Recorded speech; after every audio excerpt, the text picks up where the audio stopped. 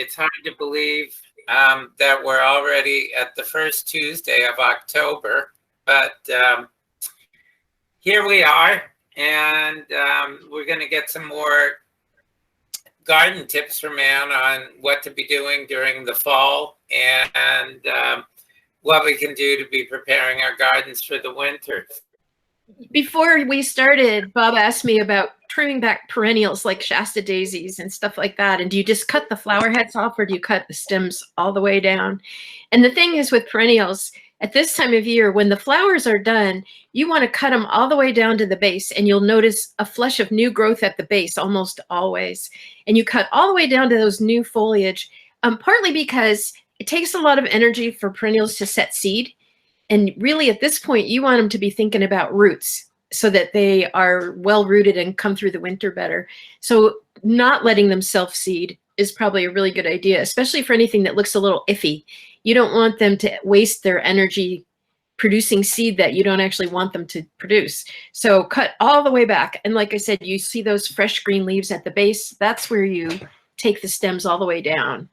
If you do want some seeds, maybe just leave a couple flowers, because you don't need a ton. 1 or 2 flowers can usually produce maybe even 100 seeds, depending on what they are, but plenty for another round. So you don't need a ton, and you don't need to stress out your plants like that.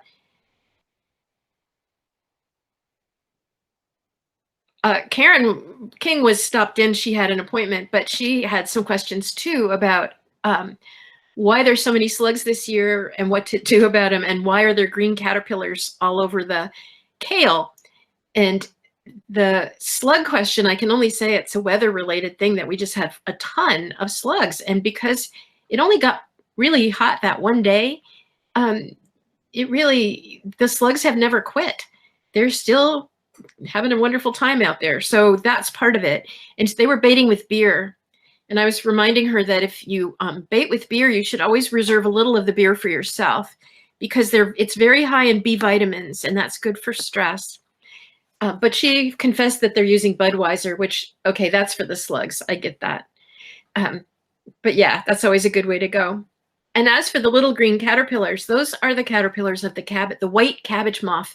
And you'll see, it's actually a butterfly, but it's called both. But you'll see them fluttering around the kale all summer. And this year they have been awful. And you'll see your kale or your lettuce or any greens have these kind of eaten away streaks where they lay their eggs and the caterpillars wake up and eat a lot of the foliage. So you can look underneath. They usually lay their eggs on the underside, and they look like little green or white pinheads sized eggs. And you can wash those off or eat them. Extra protein, right? Eggs have lots of protein. But I try not to let those moths proliferate, because they are just a pain, and they can go on and on. And they last longer than they're supposed to in this nice, extended autumn weather. I was going to show you guys how to plant garlic too, because this is the perfect time to do it. And I went to this grocery store and I found some perfect fat garlic. And I wanted to show you 2 different heads. You have to get organic or it won't sprout.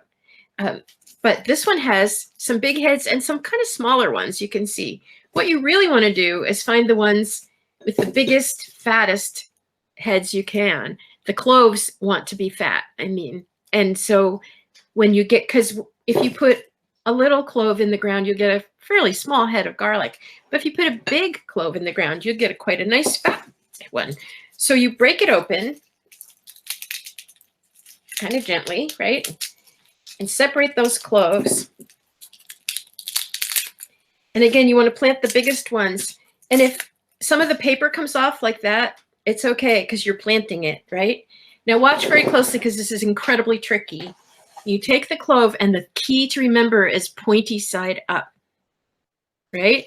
And then you push it in the soil and you cover it. You think you can handle that?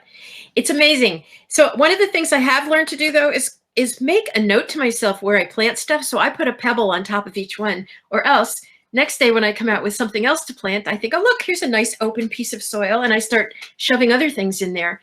You can put garlic in between things like kale, a winter crop, because they're going to sprout and come up and you're going to harvest them next year, like in May, June, July, even maybe August, depending.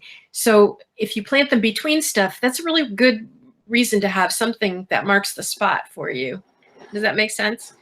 And yeah. And one thing about garlic is this year they'll just put out a little sprout and they'll winter over just fine. Don't worry if it gets frosty or freezing, it's fine. But next spring they're going to want to bloom. And you don't want them to bloom. You want them, again, to think about roots. You want them to be making their big fat bulb and not wasting their energy making flowers and putting out seed. So when they start to throw out that long scape, those garlic scapes are awesome in soup or in salad or sauteed or grilled. They're amazing. And it's much better use, and you don't want them to go to seed. So make sure that they end up in the kitchen and not let them go their full length and come make seed for you. It takes about 7 years to grow onions and garlic and stuff from seed to a respectable size. Kind of not worth it. So for $2, I got 3 big heads of garlic organic garlic at the grocery store. And then I'll probably get 30 or 40 heads of garlic out of that expenditure. So that's a much better way to go about it. So who's got a question? I do. Tomatoes.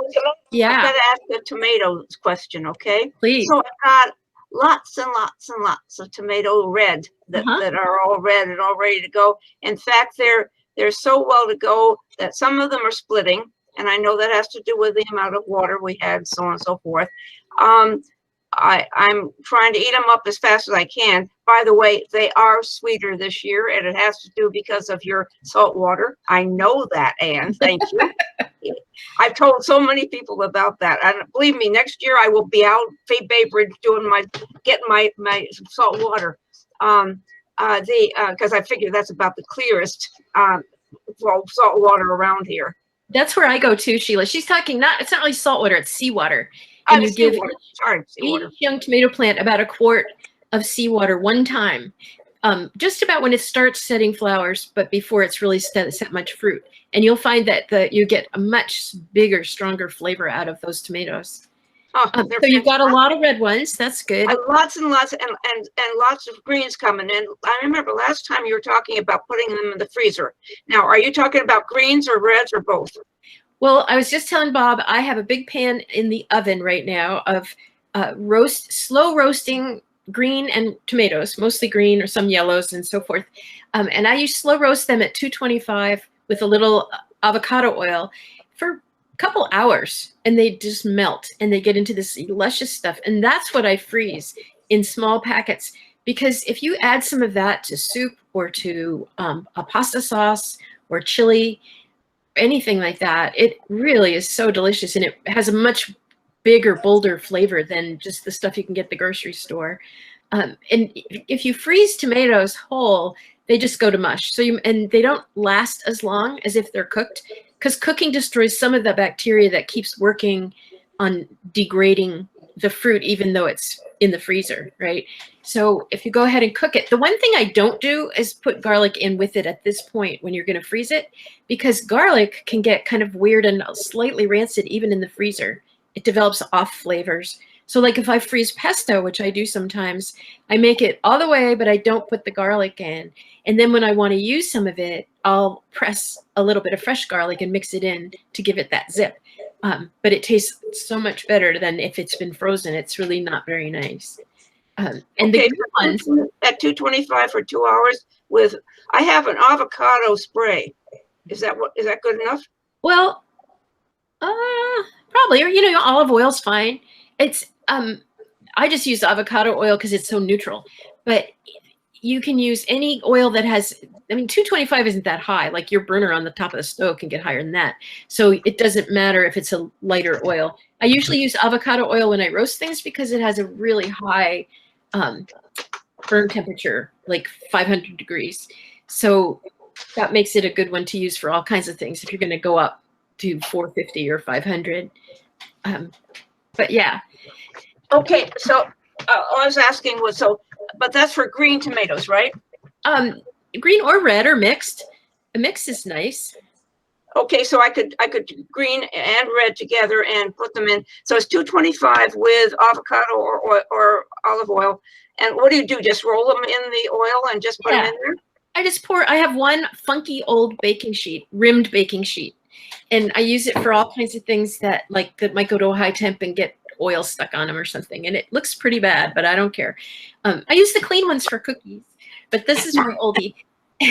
And I just pour a little oil in the pan. And then when I throw the tomatoes on, I just mix them around with my hands, spread them out in a single layer, and then put just a little sea salt or something on there. I put herb salt or sea salt, and then do the slow roast.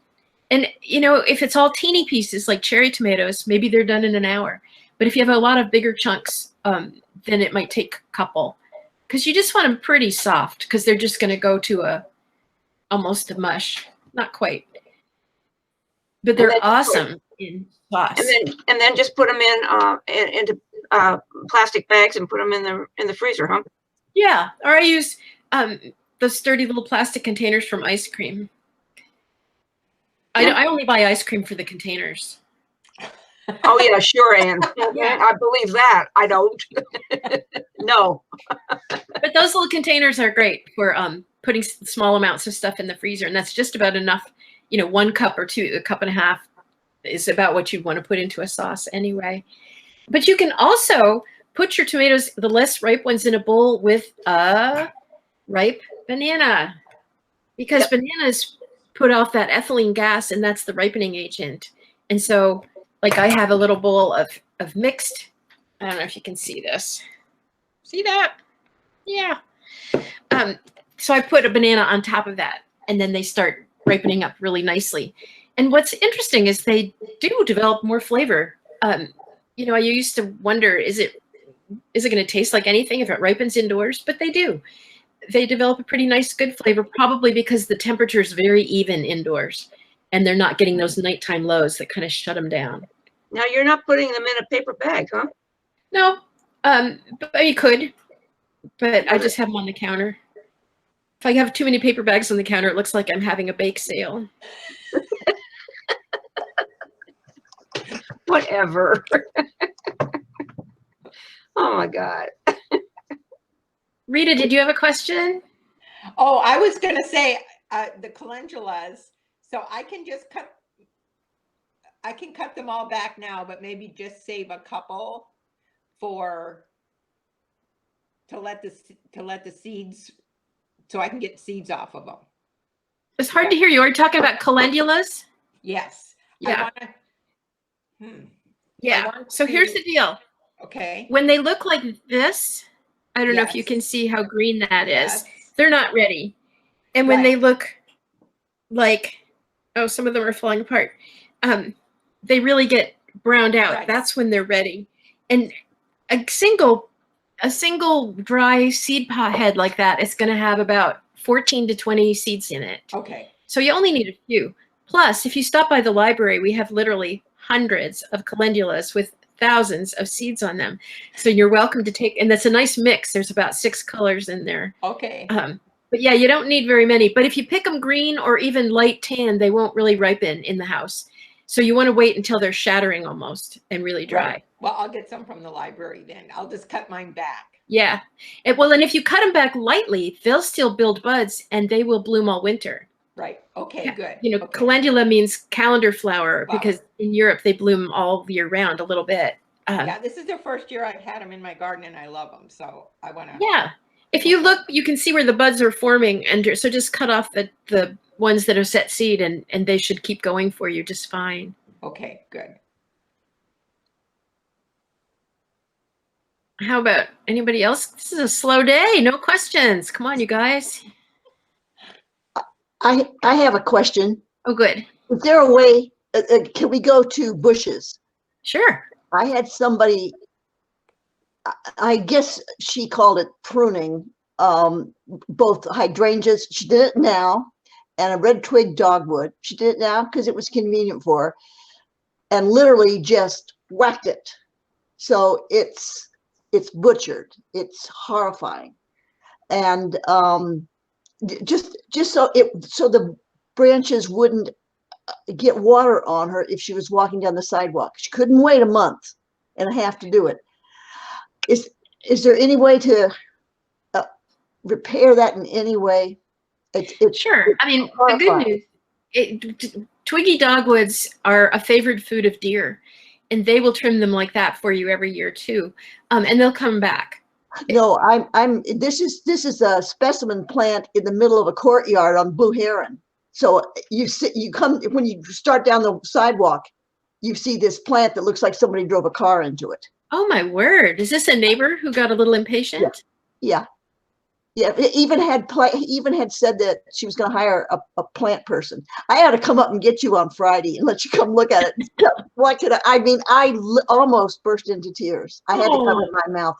It was so bad. And then I went, I couldn't deal with it. So I went to the post office, came back, and she proceeded on down and butchered all the hydrangeas. And the hydrangeas are spectacular, spectacular. And now they are, it looks like the highway guys came in with the cutter. So how do you do it? I know I've got nothing next year for the hydrangeas. Well, not necessarily. If she cut all the way to old growth, some hydrangeas have to bloom on new growth, and so they'd put out new growth next year and no flowers. But some will. It depends on what kind. These are new growth guys. So then you probably won't. Now, the other thing is, do you have an HOA? Yeah. Yeah, so I would bring that up to the HOA and talk about the fact that that isn't really appropriate. And if somebody doesn't know what they're doing, they shouldn't be. That will not be possible. Really? Yeah, I have a 4-person HOA. And this is the longest standing owner. It's not going to be possible to address it. Oh, that's a shame, because that's really tricky. Yep. You know, sometimes a one-on-one conversation too, saying, I could offer to come and talk to your neighborhood and explain how to trim things without depriving yourselves of flowers for several years. I might take you up on that. So she didn't do this last year? I was gone a lot of the time for the last 3 years because I had granny nanny stuff in California, and they hired a person to come in and do it while I was gone, because I've done it all the years, the 12 years I've been here, and I wasn't here for the last 3 years, and I'd done it, and I just figured I would do it, but I wasn't going to do it till November, December, till everything was done. And then I literally almost had a coronary yesterday. Oh. Are you going to be up at the library? Yes, on Friday. I'll run up and help you now. So I got a mask. I can do that. Yep. Probably by around 10 o'clock, we'll meet at the library. Okay. Okay. Thanks. And then maybe have a tranquilizer in the meantime. Oh, I had a tranquilizer as soon as I got back, I had tranquilizer, a whole bottle of tranquilizer. Okay, Carolyn, watch Schitt's Creek and you'll be fine. Yeah, I know. I need to do that. You'll be fine after watching 2 or 3 episodes of that. You won't even worry about the hydrangeas after that. It's hard to kill a hydrangea outright, but yeah, you can certainly deprive them of bloom by cutting them too hard. Most people don't cut them hard enough, but yeah, it sounds like somebody had a really good time there, and I'm sorry. Thanks. Hey, Megan, do you have any questions for me? You're muted. There you go. Can you hear me? I don't have any questions. I'm glad to see you all. We're glad to see you. See you Thank too. you for hosting this, Ann. We're just talking about tomatoes and hydrangeas and gathering seeds and planting garlic and all sorts of things like that. We just canned our own tomato sauce. Isn't that fun? Yeah, with chives in the garden. So, Sheila, that's another thing you could do with all your tomatoes is make some sauce and can it or freeze it. Do the skins on my tomatoes are quite heavy, quite thick? Do I have to do anything special if I'm going to make it into a sauce? I don't, but then, you know, I always am a great believer in all the vitamins being right near the surface and under the skin, or not all, but a lot. The thing is, when you cook something slowly, like you do the slow roasting of your tomatoes, or you're putting them in a sauce and they're cooking slowly, actually the skins will kind of melt right down. And one of the interesting things about cooking tomatoes is that when they're cooked, they have much more lysine and some of their other phytonutrients than they do than they do raw. So, and actually, their lycopene is what I meant, which is a cancer-fighting agent that tomatoes are sort of famous for. A lot of men are told to eat lots of tomato sauces and things because of the high lycopene numbers. But I think it's good for all of us, really, to eat fresh stuff from our garden. So yeah, making your own sauce is really fun. Again, I probably wouldn't put the garlic in if I was going to freeze it because that can change. Canning is a little different. It doesn't seem to do the same thing in a jar that it does in the freezer. One thing I have been doing is saving a lot of seeds. We were talking about calendula seeds. How can you tell? And I think I've said in other times, like usually if a seed pod is dry, it will rattle. And that's certainly one way. But a lot of them, you can sort of tell when you shake out the seeds a little into your hand. If they're still gray or brown, they're not quite ripe and you want to wait just a little longer. But ripe seeds are mostly pretty dark and black.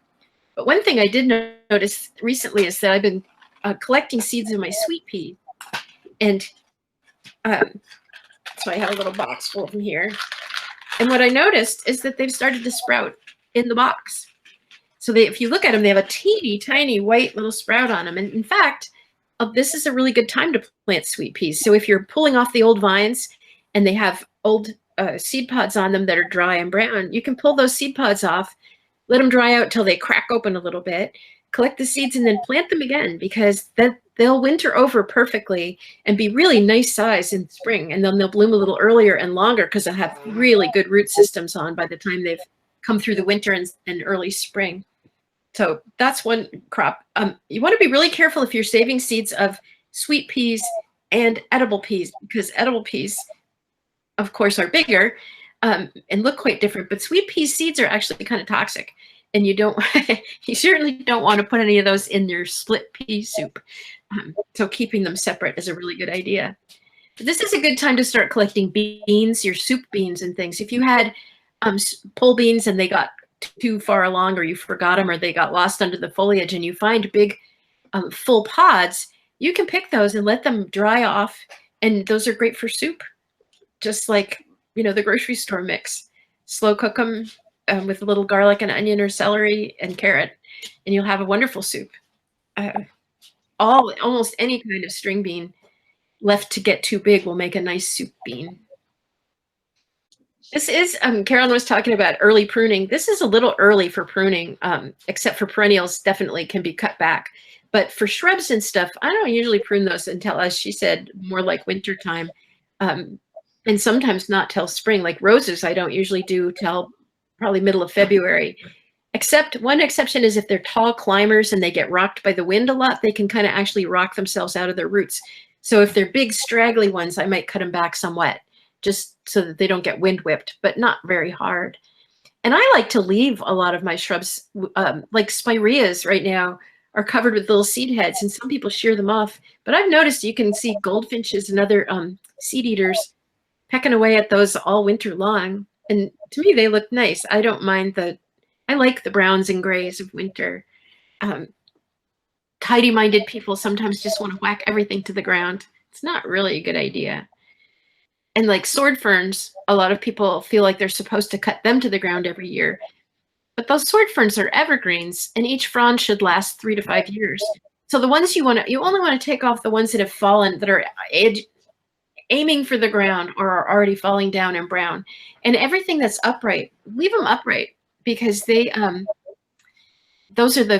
to keep the plant nourished. And if you keep cutting them, you can actually kill a sword fern, which is pretty hard to do. And does it make any difference when you split one to transplant it? I think, yeah, I usually do that in the wet winter, like, Wet winter? Okay. really wait until January, December. And Junko used to say there's a kind of a window between the middle of December and the middle of January where nothing much happens. And that's not a good time to divide plants. Okay. He said either do it before the window or after the window, but not in the window. Okay. And I found that's true for grasses and stuff too, those big ornamental grasses. If you're going to divide them, better to do it now and let them get some root growth. Dividing them in winter, sometimes they just don't make it. Yeah, that's kind of a tough one. But this is a pretty good time to dig and divide, like almost anything that you want to get more of. This is a great time to do that. If it's a spring or summer bloomer, dividing them in the fall is great. If it's a fall bloomer, you want to wait till spring. But one thing to think about too is a lot of hellebores are starting to get all these botrytis and fungal disorders and black spot and other things. So take a good look at your hellebores. If the leaves do not look healthy, trim them all the way off, all the way to the ground. And that way when the blossoms come up, the blossoms won't get infected. And they'll also have better air circulation, so they won't probably get that. Sometimes they mold. I don't know if you've seen that, where they get sort of white mold all over them, ball and just rot. So good air circulation is important for those. And a lot of the hellebores are so hybridized now, they're not as strong and sturdy a plant as they used to be. And so cutting them back, make sure you're not and get any bit of old foliage that's falling, withered up on the soil, get all of that up and put down a fresh little layer of compost, and that'll keep them a lot cleaner. And that goes for bulbs too. Bob was asking about planting bulbs for spring. This is definitely a good time because it has started raining. We've had some good solid rains and we're going to get some more. So I would say next week after the rains would be a great time to start planting. And a really interesting study came up that so many of the planting guides suggest planting much too deep, and that some trials were done on tulips and daffodils both. And they found that planting them much shallower made them last a lot longer and produce larger blossoms because the bulbs didn't have to work so hard to try to just get their shoot up to the air. So instead of planting them 6 or 8 inches deep, which hardly anyone has the strength of character to really do that, the growers have started plowing their fields, leveling it out, putting down compost, putting the bulbs on top, and then just putting more compost on, just like lightly shoving them down so that they really they don't get planted deep at all. And little bulbs like crocuses and snowdrops and stuff like that, they shouldn't be planted any deeper than their own depth, which is so like a 1/2 inch or even a 1/4 inch for tiny bulbs, right? But planting too deep can retard bloom and can make them susceptible to disease because they just aren't, they're putting too much energy into just getting their blossoms out. Does that make sense? I was going to ask you too, Ann, when you plant bulbs, I always thought maybe you put some bone meal in, or then I heard blood meal as well. What do you put in with? That's a really good question. The thing about blood meal and bone meal is that since mad cow disease and some other things have gone around, you really want provenanced bone and blood meal. And for the most part, these days, that's been most companies are more aware of that and are better about it. But also both bone and blood meal are very attractive to dogs and even cats and raccoons and stuff. So I use, like, if you really feel like your soil's not very good, I would just mix a little compost into the whole thing. What gives our bulbs the most trouble is drainage. So planting where they're going to be soaking wet, that's a problem. They'll rot. Each bulb already has the flower in it. It's already fully formed inside there. And so the only thing we can do is harm almost, right? Right. It doesn't need extra help that first year. But after that, the things you can do that will be the most constructive are not cutting all the foliage off because it needs the foliage to keep going. If they're unsightly, you can just gently push them under the mulch and put a little more mulch on top and let them ripen off properly. And the other thing is don't let them set seed. You'll often see daffodils and tulips will, after the flower is shattered, you'll see the seed forming. And on daffodils, they look like little balloons almost, right? And tulips will get that swelling. Just snap those off and let the stem, because the stem, as it ripens, just like with lilies, the stem will ripen slowly and it will actually be feeding those nutrients back into the storage bulb. So you don't want to cut the stems off too fast either. Does that make sense? Mm-hmm. Yeah. Yeah. Okay. Thank you. Yeah. here in the Northwest, we lose a lot more plants to winter rot than we do to cold. It rarely gets very cold. I mean, if it's in the 20s for a couple days, that's kind of, you know, it usually. And for the most part, if anything in the ground that's got a good established root system, if it's got some compost on top or something, it's fine. It's insulated. The one thing that I start doing now as the leaves start coming down is gathering leaves on dry days when before they get all wet and gross. And if you're not ready to mulch your beds yet, you can actually bag them and put them aside in a shed or something so they don't get wet. And then when you put them down, I put a big deep layer of leaves, like 6 or 8 inches if I can find it. And then I'll put a piece of bird netting over that with some stones to keep it from blowing away. Because otherwise the dry leaves will just go taking off when we get a storm. But you want them to kind of stay in place. And the other thing that's great to do with bird netting is put it over moss, because moss can get smothered by falling leaves, especially when they rot and you get these big slush piles. So if you put big bird netting down over your mossy patches that you're fond of, every week, roll them up and take them to the compost and shake the leaves off and put them back down again. And that way you're not raking the moss, which hurts it, and you're not walking all over it. It's just a really simple way to keep those big mossy areas clean. Now that I have a tiny garden, it's not as much of an issue, but Rita, I know you have a pretty big garden, right? I'm not taking a little square of bird netting out to my one tiny moss patch, but back in the day when I had a lot of moss, that was a way I found to save myself a lot of work. I was going to talk a little about cover crops if anybody's going to be doing that. Of course, I know some of you are not, but this is a really good time to do a cover crop if you're planning to do that to improve your soil. One of the best ones is annual rye, winter rye, or Austrian field peas. Those are both great ones. And the thing about a cover crop is you put it in, you let it sprout, and then when it gets about 12 to 18 inches, you cut it in half. And because you don't want it to go ahead and produce seed, right? But you just want it's called green manure. So it's nice. If you have a little plot, you can actually do it. I've done it in my big troughs, just planted the Austrian field peas and then cut them up and let them kind of melt into the soil.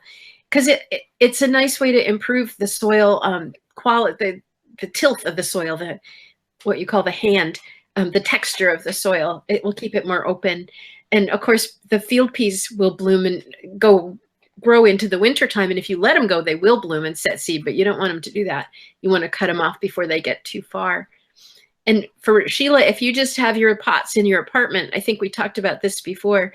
It's really great if you can find a compost pile to put them in, like take them over to Eagle Harbor Church to the community plot and put the soil in the plot there and start again. Because the soil that's been in a pot and used entirely by a plant is really not going to be good until it's run through compost cycle again. For me, one of the things I like the best in the winter is all the herbs, the hardy herbs, because I use them in tea and I put them in my salads. And I take a little pinch of all different kinds and put them in my scrambled eggs in the morning or a little stir fry. It's amazing. And I use them for garnish on soup as well as in salad. And just that little bit of something really fresh really brightens things up a lot.